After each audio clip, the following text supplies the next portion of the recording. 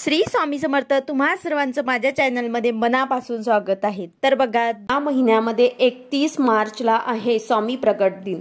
या दिवसापर्यंत किंवा या दिवशी आपल्याला काय काय वस्तू आणायच्या आहेत किंवा स्वामींच्या आवडीचं काय काय करायचं आहे हेच आपण आजच्या व्हिडिओमध्ये बघणार आहोत। व्हिडिओ पूर्ण बघा जेणेकरून तुम्हाला संपूर्ण माहिती मिळेल। जर तुम्ही चॅनलवर नवीन असाल तर चॅनलला सबस्क्राइब करायला मात्र विसरू नका आणि व्हिडिओला लाईक करायला मात्र विसरू नका।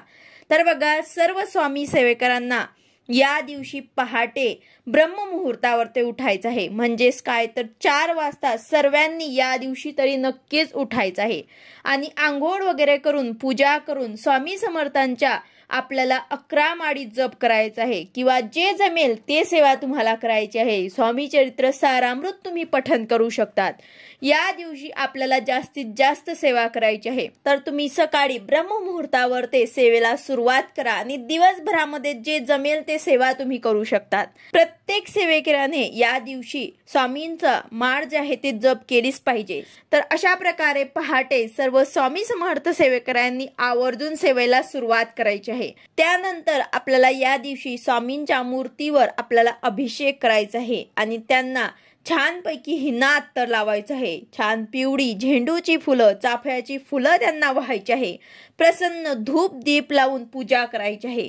छान आपल्या घरी स्वामी प्रकट होणार आहे असाच काहीतरी आपल्याला आयुष्यातला आनंदाचा हा दिवस असतो।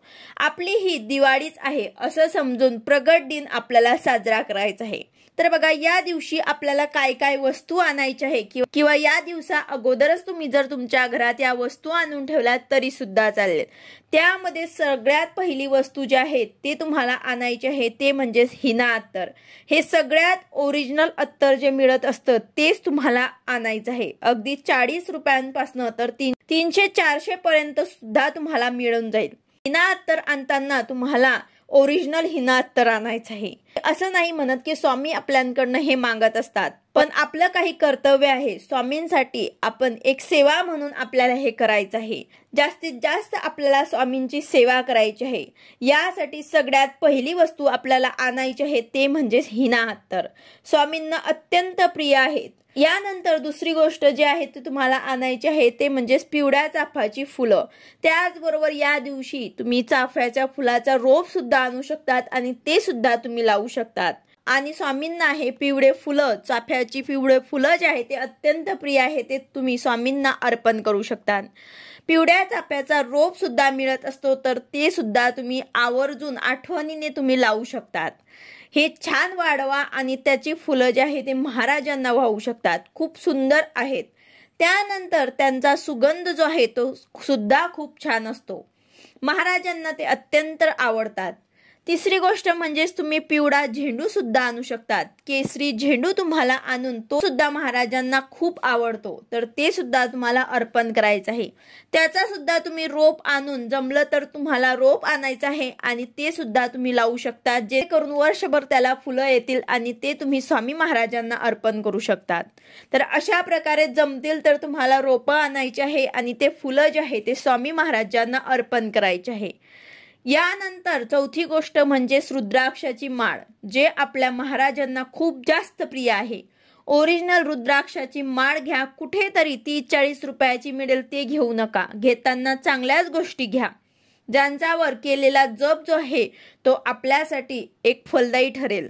तर अशासाठी तुम्हाला जमेल तर तुम्ही केंद्रामधनं घ्या। रुद्राक्षाची जी ओरिजिनल माळ असते ते तुम्हाला केंद्रात मिळून जाईल किंवा मग तुम्ही दिंडोरीवरनं सुद्धा ऑनलाईन मागवू शकतात, पण ओरिजिनल रुद्राक्षाची माळच घ्या आणि ते स्वामींच्या गळ्यामध्ये घाला। स्वामींना रुद्राक्ष जे आहेत ते खूप जास्त प्रिय आहेत।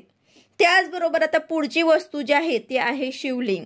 या दिवशी आपल्या घरामध्ये जर शिवलिंग नसेल तर ते सुद्धा तुम्ही घेऊ शकता। शिवलिंगाची स्थापना सुद्धा तुम्ही घरामध्ये करू शकतात किंवा मग तुम्हाला बदल करायचा असेल तर ते सुद्धा तुम्ही नवीन आणून त्याची स्थापना करू शकतात किंवा मग तुमच्याकडे आहेच नाही तर तुम्ही या दिवशी आणून याची स्थापना करू शकतात। तर या दिवशी तुम्ही शिवलिंगाची स्थापना आपल्या घरामध्ये करा, नक्कीच तुम्हाला याचा अनुभव येईल। पुढची गोष्ट जी आहे ते तुम्हाला महाराजांसाठी वस्त्र घ्यायचे आहे। वस्त्र म्हणजे तुम्हाला फेटा घ्यायचा आहे।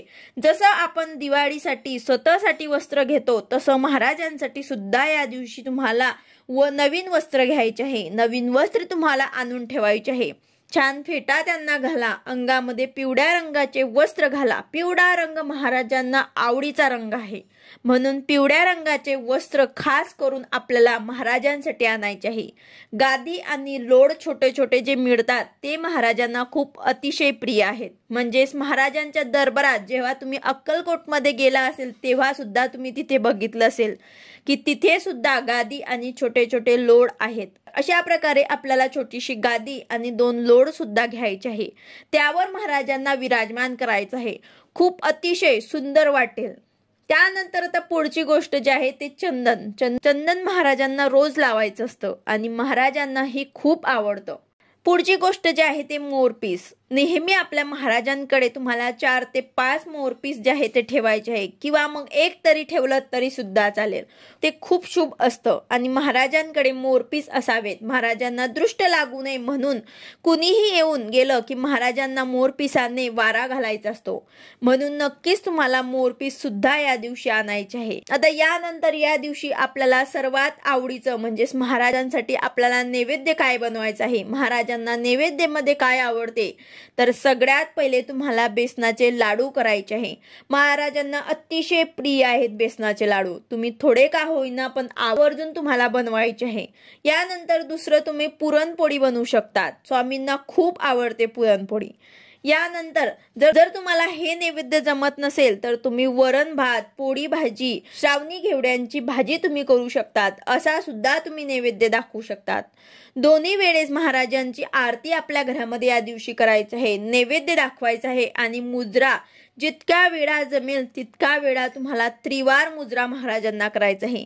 त्याचबरोबर कोणत्याही मठात किंवा केंद्रात जाताना तुम्हाला केळी आणि बेसनाचे लाडू जे आहेत ते तुम्हाला घेऊन जायचे आहे. तसेच पिवळ्या रंगाचे पदार्थ किंवा मिठाई असेल तर ते सुद्धा तुम्ही घेऊन जायचं आहे आणि तिथे तुम्हाला वाटप करायचे आहे.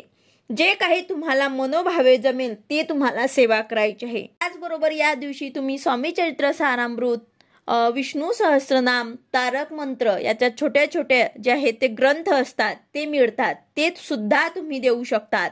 स्वामींचे फोटो जे आहेत ते तुम्हाला जमेल तर एखाद्या सेवेकरांकडे जर नसेल तर ते सुद्धा तुम्ही देऊ शकतात.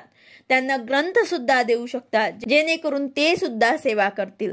तर अशा प्रकारे तुम्हाला काही ग्रंथ किंवा फोटो जे आहेत ते सुद्धा तुम्हाला केंद्रात किंवा मठात जे आहे ते वाटप करायचे आहे. स्वामींचा फोटो किंवा ग्रंथ एखाद्या सेवेकरांकडे जर नसेल तर ते सुद्धा तुम्हाला तिथे जाऊन वाटायचं आहे. अशा प्रकारे आपल्याला स्वामींचा प्रगट दिन जो आहे तो साजरा करायचा आहे आणि त्याचबरोबर सेवा सुद्धा करायची आहे. आणि ह्या ज्या काही मी वस्तू सांगितल्या आहे यामधून तुमच्याकडे जे वस्तू नसतील ते आवर्जून तुम्हाला आणायचे आहे. तुम्ही आधी आणून ठेवा किंवा त्या दिवशी आणा, पण आवर्जून तुम्हाला या ज्या वस्तू आहेत ते या दिवशी तुम्हाला तुमच्या घरात आणायचे आहे आणि स्वामींना हिना अत्तर लावायचं आहे. चाफ्याची फुलं जे आहे ते अर्पण करून स्वामींचा प्रगट दिवस आपल्याला अशा प्रकारे साजरा करायचा आहे. व्हिडिओ आवडला असेल तर लाईक करा, शेअर करा, सबस्क्राईब करा. भेटूया अशाच नवीन व्हिडिओ सोबत. श्री स्वामी समर्थ.